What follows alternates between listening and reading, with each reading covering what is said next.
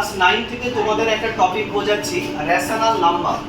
Rational নাম্বারের definition any number that can be expressed in the form p by q where p q are integers and q not equals to 0 is called a rational number।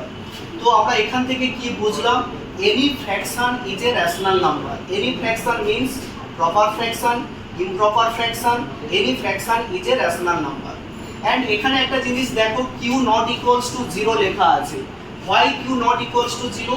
না if q equals to 0 ফ্র্যাকশনের নিচে যদি denominator যদি 0 হয়ে যায় then it is infinite or does not exist, so q not equals to 0। ডেফিনেশনটা ভালো করে বুঝে নাও, q not equals to 0।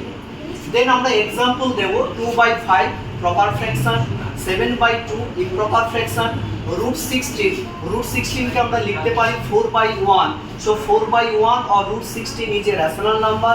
0 is also a rational number because 0 কে আমরা লিখতে পারি 0/5 or 0/2, so 0 is a rational number।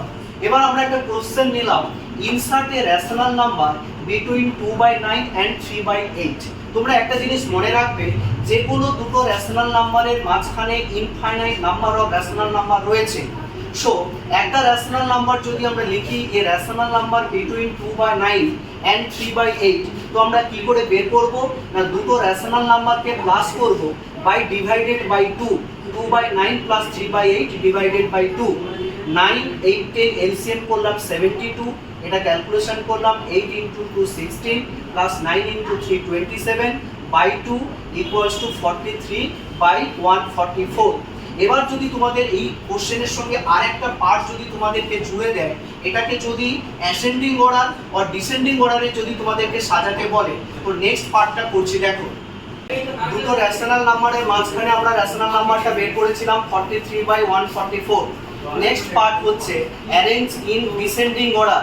তো তাহলে আমাদের যে দুটো ফ্র্যাকশন দেওয়া ছিল 2/9 3/8, আমরা দেখব এই দুটো ফ্র্যাকশন আর রেশনাল নাম্বারের মধ্যে কোনটা বড় কোনটা ছোট।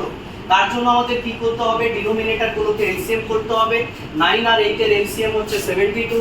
72 কে আমরা ডিনোমিনেটর দিয়ে ডিভাইড করব, 9 দিয়ে ডিভাইড করলাম 8 দিয়ে উপর নিচে আমরা মাল্টিপ্লাই করব 16/72।